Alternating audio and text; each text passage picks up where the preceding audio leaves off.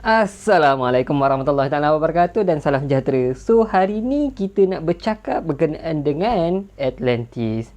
So of course lah aku akan ceritakan sedikit sinopsis berkenaan dengan Atlantis, apa yang diceritakan oleh Plato. Kemudian aku akan bagi tahu kenapa ada sebahagian sejarawan rasa yang Atlantis ni actually tak wujud, dan kalau ianya wujud, apakah lokasi-lokasi yang diceritakan sebagai tempat terkuburnya Atlantis, dan last but not least, adakah betul Nusantara ni adalah Atlantis yang hilang.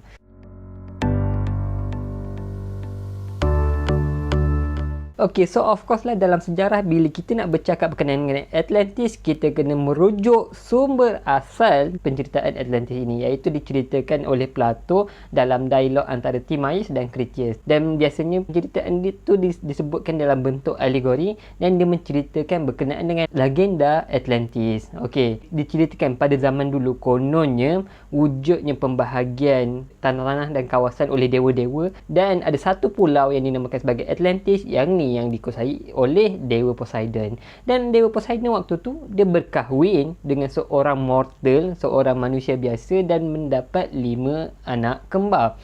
5 anak kembar menjadikan 10 orang anak yang kesemuanya lelaki, dan Atlas adalah anak yang sulung, yang inilah yang dilantik menjadi raja yang berkuasa di Atlantis. Dan Atlantis diceritakan sebagai sebuah tempat yang sangat-sangat kaya dengan peradaban yang maju dan dengan teknologi yang sangat-sangat canggih. Dan ini diceritakan dengan quite spesifik. Jadi korang boleh tengok gambar raja kat sini, nampak tak betapa tingginya dia punya wall, dia punya tasik, dia punya bridge, dia punya sistem keselamatan apa semua tu. Ini menerbitkan satu imajinasi dalam kalangan orang-orang yang datang seterusnya melihat Atlantis ni sebagai sebuah tamadun yang hebat lah. Macam seolah-olah tamadun moden pada zaman kita pada hari ini. Okey, Atlantis ni diceritakan juga sebagai sebuah pulau yang kaya dengan pelbagai hasil bumi dia. Emas, ada copper, ada brass, ada orichalcus, which is satu metal yang kita sendiri tak tahu sampai ke hari ni apa itu benda orichalcus tu. Dan diceritakan juga 9 daripada anak-anak Poseidon yang lain juga mendapat kawasan-kawasannya masing-masing untuk memerintah. So nak dipendekkan cerita berlakunya selepas generasi ke generasi yang berikutnya, maka timbullah sifat tamak dalam kalangan geng-geng Atlantis ni. Jadi apa yang mereka buat? Sama seperti Western colonization, mereka mula menyerang kawasan-kawasan sekitarnya dan menguasai dan menahluki kawasan yang bukannya pada asalnya milik mereka. So mereka mula berperang dan menguasai dan meluaskan wilayah mereka, dan pada waktu itulah mereka bertembur dengan golongan Athens. Okay, geng-geng Athens ni yang city-state yang bla-bla Greek tu. So kat sinilah berlakunya peperangan antara Athens dan juga Atlantis. Dan okey, rekod sejarah terhenti kat sini. Okey, tapi ada kemungkinan besar serangan tersebut menyebabkan kebangkitan kemarahan dalam kalangan Zeus, Poseidon dan juga geng-geng dewa-dewa ni lah. So akhirnya menyebabkan Poseidon akhirnya mengarahkan tsunami, sebuah gempa bumi berlaku di Atlantis, sekaligus menyebabkan Atlantis tenggelam ke dasar laut. So ada satu petikan yang aku baca, petikan dia yang last sekali lah untuk menceritakan keadaan pada akhirnya Atlantis tersebut, iaitu but afterwards there occurred violent earthquake and floods, and in a single day and night of misfortune all your warlike men in the body sank into earth, and the island of Atlantis in like manner disappeared in the depth of the sea. So ini menunjukkan bahawa tanah Atlantis macam mana dia tenggelam disebabkan oleh earthquake and flood. Okey, ada gempa bumi dan flood. Flood ni kemungkinan besar flood tu merujuk pada tsunami yang menenggelamkan mereka, and in a single day and night. Okey, dalam masa satu hari satu malam je habis semua sekali orang tenggelam dalam kawasan Atlantis tersebut, and the island of Atlantis in like manner disappeared in the depth of the ocean. Macam mana satu pulau yang hebat, yang kuat, yang berteknologi tinggi, yang canggih, hilang macam tu je di dasar lautan. Dan dikatakan lepas tenggelam tu kawasan-kawasan tu dibanjiri oleh lumpur-lumpur, shoal of mud in the way, menyebabkan orang tak boleh pergi ke kawasan tersebut. Dia impassable and impenetrable, and this was caused by the subsidence of the island. Lumpur-lumpur tu berlaku disebabkan pergerakan tanah dekat bawah tersebut. Okay, so penceritaan berkenaan dengan Atlantis ni actually bukanlah fokus Plato dalam buku dia. Dia hanyalah cerita kecil je. Tetapi oleh kerana idea yang disampaikan berkenaan dengan lost civilization yang hebat, yang agung, yang teknologi dia tinggi tu membuatkan semua orang sangat kagum dan tercari-cari kat mana terletaknya Atlantis ni. Dan benda tu diceritakan dengan agak detail lah. Di mana yang disampaikan dekat dalam buku Plato, disebutkan benda tu terletak di Atlantic Sea in front of Pillars of Hercules, iaitu terletak dekat belah-belah Gibraltar tu, and facing a district called Modern Gates or Gadira or Godiran. Yang ni lebih kurang dekat belah-belah Gibraltar lah. Okay, the thing is, saintis dah pun cari dekat kawasan-kawasan tersebut dan tak jumpa pun apa yang dikatakan sebagai Atlantis. Jadi membuatkan semua orang terfikir, adakah benar Atlantis ni wujud? So sekarang ni aku nak pergi pula berkenaan dengan teori kenapa sebahagian historian berpendapat bahawa Atlantis ni hanyalah satu mitos dan legenda semata-mata. Okay, first kali of course kita kena balik ke sumber dia yang asal, iaitu Plato tu sendiri. Okay, Plato dalam penulisannya memang sangat terkenal dalam menulis dalam bentuk alegori. Okay, apa itu alegori? Alegori ni adalah medium dalam menyampaikan sebuah idea. So macam kau nak sampaikan sebuah idea, instead of course sampaikan secara direct, cakap bagi tahu idea tersebut, benda tersebut boleh disampaikan dalam bentuk lukisan ke, dalam bentuk sajak ke, dalam bentuk cerita ke, dalam bentuk filem ke dan sebagainya. Dan itulah yang cuba disampaikan dalam dialog Critias dan juga Timaeus ni. So oleh kerana konsep alegori sangat banyak digunakan dalam penulisan Plato, jadi membuatkan orang fikir yang kemungkinan besar bahawa Atlantis ni adalah satu alegori, sebab dia nak menyampaikan, nak menceritakan berkenaan dengan bagaimana ketamakan manusia ni gila kuasa, yang dah cukup, yang dah hebat, yang dah lengkap segala-galanya, masih lagi sibuk nak menguasai kawasan-kawasan sekitarnya, akhirnya menyebabkan mereka dihukum oleh Tuhan dan akhirnya tenggelam ke dasar lautan. So itulah sebenarnya point yang cuba disampaikan. Tapi orang tak faham dan orang tak tangkap benda tersebut, dan orang buang di konsep alegori yang banyak diamalkan oleh Plato, menyebabkan orang fikir Atlantis ni adalah benda yang real. Okey, yang point yang kedua ialah berkenaan dengan Athens. Athens yang diceritakan diserang oleh Atlantis dalam cerita tersebut 11,000 tahun yang lepas tak wujud pun. Civilization, city-state Athens, Empire Greek waktu tu tak membangun pun lagi. So peliklah pula kalau Atlantis ada dan kemudian dia menyerang Athens. Sedangkan Athens pada waktu tu sendiri pun tak ada. Kenaan yang ketiga ialah berkenaan dengan sumber asal cerita Atlantis tu. Dikatakan bahawa Plato bukanlah orang yang mengambil cerita tersebut. Dia kata dia ambil daripada Sogon. Sogon pula ambil cerita tersebut daripada Mesir. Permasalahannya, bila kita check pula dekat Mesir, tak ada pula rekod cerita berkenaan dengan Atlantis. So kat mana sumber asal cerita tersebut? So Sogon ambil daripada siapa? So menyebabkan cerita Atlantis tu sendiri kita tak tahu asal usul dia. Adakah ini hanya rekaan semata-mata ataupun memang betul ada asal usulnya daripada Mesir dan sebagainya. Okey, seterusnya last but not least, Aristotle sendiri, iaitu murid kepada Plato. Korang confirm pernah dengar pasal Aristotle. Aristotle sendiri kata bahawa ini hanyalah rekaan semata-mata. Dia bukanlah history yang betul pun. So dia macam cerita berkenaan dengan arnab dan kura-kura lah. Kita bukan sebenarnya nak menceritakan berkenaan dengan arnab dan kura-kura tersebut. Larian dia macam mana? Larian dia maraton ke? Lari pecut ke? Arnab tu warna biru ke? Warna hijau ke? Warna putih ke? Kura-kura tu warna apa? Bukan itu fokus penceritaan lumba lari arnab dan kura-kura. Fokus dia adalah sikit-sikit lama-lama jadi bukit. Itu fokus sebenarnya.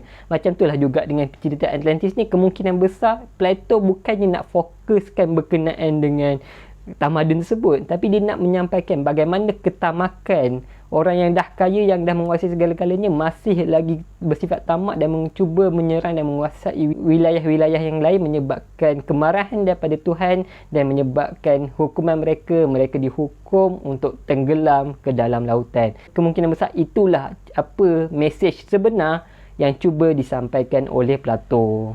Okey, so sekarang kita nak pergi pula. Kalaulah betul Atlantis ni wujud, kat mana possible location yang dipropose oleh historian? So kalau kita nak teliti satu-satu teori yang mengatakan kat mana terletaknya Atlantis, memang banyak gila. Banyak gila. Lebih pada 10 tempat yang ada dekat bumi ni dikatakan adalah tempat asalnya Atlantis tersebut. Memang banyak gila.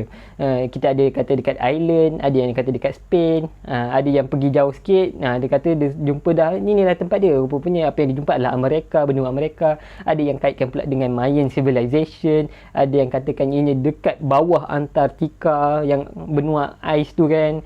Okey, ada yang kata dia ada pulau yang kemudian pulau tu hanyut macam bongkah ais, lebih kurang macam tu. Ada yang dia kata dia ni dekat Doggerland yang berdekatan dengan Britain. Ada yang cakap dia ni terletak di Kepulauan Santorini. Dan aku nak highlightkan sikit berkenaan dengan Doggerland dengan Santorini. Doggerland dan Santorini nampaknya sangat agak kuat sebab diorang memang ada bukti arkeologi dan diorang memang jumpa lost civilization dekat kawasan tersebut. Kalau korang nak kaji, korang wajar bagi perhatian lebih sikit kan kat sini. Okey, dan last but not least, ada juga yang kata Atlantis ni terletak di Nusantara. Okey, sebelum aku nak ulas berkenaan dengan teori yang mengatakan ini terletak di Nusantara ni, aku nak tegaskan kat sini yang aku sangat-sangatlah suka dengan cerita Atlantis ni. Sebab aku sangat suka sebab apabila benda tu tersebar dekat dalam kalangan orang awam, start daripada Renaissance, kemudian masuk ke modern civilization yang era-era kita ni, orang mula sibuk mencari-cari kat mana terletaknya Atlantis. Jadi mereka mula cari dekat kawasan-kawasan yang mereka kata yang tu tentang Atlantis, yang dekat sini Atlantis, dan mereka mula buat penggalian, pengkajian, pembacaan, dan akhirnya kita banyak jumpa lost civilization yang sebelum ni kita tak pernah tahu pun. So contribution diorang, walaupun orang awam ni tak dididik pun dalam disiplin ilmu sejarah, disiplin arkeologi dan sebagainya, sumbangan diorang quite bagus dalam mengembangkan pengembangan ilmu sejarah itu sendiri. Okey, dan seterusnya kita kena jaga-jaga berkenaan dengan bias perspektif. Okey, sebab kalau kita nak membincangkan satu-satu idea, kita kena wajar nilai dia dari sudut neraca ilmu. Jangan sebab korang suka Nusantara ni, yes, suka sangat Nusantara ni, jadi korang ambil dan korang hanya utamakan Atlantis di belah-belah wilayah Nusantara ni saja. Kalau nak buat kajian, korang kena baca semua sekali. Yang tu benda yang kita kena jagalah. Okey, kita nak pergi pula kenapa dikatakan Nusantara ni adalah tempat di mana berlakunya Atlantis. Okey, sebab ini kita kena berundur 10,000 tahun yang lepas, iaitu wujudnya tanah Sunda atau juga dikenali sebagai Sunda Cleft ataupun pentas Sunda atau juga dikenali sebagai Sundaland. Sebab waktu dulu, okey, Semenanjung Malaysia, Sabah Sarawak dan juga Kepulauan Indonesia ni adalah salah satu tanah yang bergabung. Okey, kita ada satu tanah yang bergabung yang besar, yang kita boleh nampak kat sini dia ni lebih kurang sebesar India. So maksudnya boleh jadi ada civilization, boleh jadi ada banyak spesies, flora, fauna, dan kemudian berlakunya banjir besar pada 10,000 tahun yang lepas dan akhirnya menenggelamkan kawasan tanah-tanah tersebut dan menjadikan apa yang kita nampak pada hari ini, iaitu Semenanjung Malaysia, Sabah Sarawak dan juga Kepulauan Indonesia. So banyak benda yang ada kat tengah ni yang kita sampai sekarang lagi tak tahu apa sebenarnya yang ada kat tengah ni. Okey, dan benda ni disokong oleh Profesor Stephen Oppenheimer yang dia banyak buat kajian dalam bentuk genetik dan juga DNA. So dikatakan kat sinilah nenek moyang kita yang dahulu dikenali sebagai orang-orang Melayu, dulu kita panggil sebagai Proto Malay.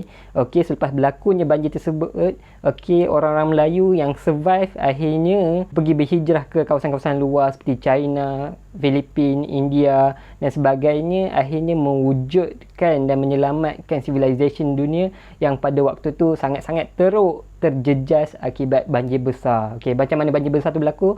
Disebabkan oleh Ice Age, kecairan glacier. Benda tu memang betul. Okey, kita buat kajian DNA, nampaknya memang betul, memang teori tu tepat. Cuma nak katakan civilization tersebut yang membentuk Atlantis, yang ni kita masih lagi perlukan kajian lebih lanjut. Okey, ada satu kajian juga yang dibuat oleh Danny Irianto, which is dia ni memang awesome gila. Dia tampilkan 60 ciri bukti kenapa samudera wilayah Nusantara ni adalah kawasan Atlantis. Banyak gila, 60 ciri tau. Korang boleh tengok link kat bawah, aku letak kat bawah. Korang boleh go through satu persatu.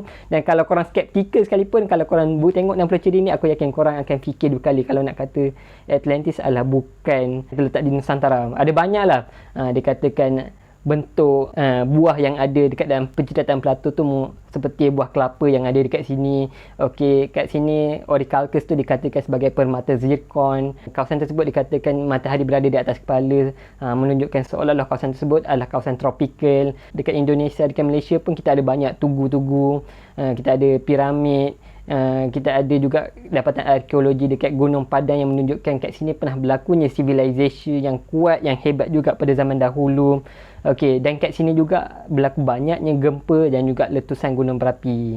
Kita boleh nampak kan lingkaran api yang berada kat sini dan menunjukkan kat sini logik lah kalau berlakunya gempa bumi dan juga letusan gunung berapi yang mengakibatkan tsunami. So banyak gila lah 60 ciri tu, korang boleh go through satu persatu. Dan aku rasa dari sudut teori benda ni memang sangat-sangat elegan. Tetapi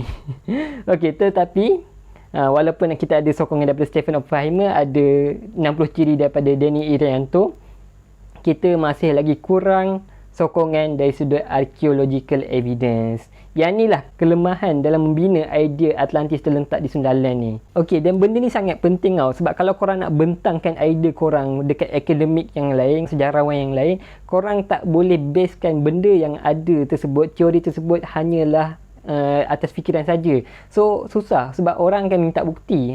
Dan bukti yang sangat-sangat kuat, kita boleh tengok benda tu bila ada hard proof, ada solid proof, hard evidence, barulah orang mungkin nak tengok, baru nak nilai balik apa idea tersebut. Okey, macam kita tengok dekat Kepulauan Santorini, kita tengok dekat Doggerland, diorang memang jumpa tau lost civilization tersebut, memang gali, boleh nampak yang bangunan tersebut sampai ada 3-4 tingkat, ada tandas dekat tingkat kedua, irrigation system dia tu, pavement, laluan dia, dia punya painting, dia punya hasil makanan, hasil tanaman dia tu, yang tu memang diorang nampak dan diorang boleh buat kajian lagi. Jadi ini membuatkan orang pandang Santorini Island dan juga Doggerland tu memang satu teori yang kuat. Sedangkan kita dekat Sundaland ni, teori tu memang elegan, tapi archaeological evidence tu kita masih lagi lemah. Dan kalau korang subscribe lah dengan idea bahawa Atlantis ni memang betul-betul terletak di wilayah Nusantara, buatlah kajian lebih lanjut, buatlah crowdfunding, kumpulkan dana dan sebagainya, cari kat dasar-dasar laut, buat 3D mapping, kemudian kita cari man-made structure, apa structure yang nampak macam seolah-olah buatan manusia, ambil sampel tersebut, bawa ke lab, buat carbon dating, dan sekiranya kita dapati yang benda tersebut memang wujud 10,000 BC, so ada kemungkinan besar inilah dia civilization yang kita cari. Sebab kalau kita tak tampilkan solid proof, hard evidence, susahlah kita nak yakinkan orang bahawa teori tersebut kuat. Aku percayalah kalau kita dapat buat kajian dekat area-area belah Laut Cina Selatan ni, banyak benda yang kita boleh jumpa.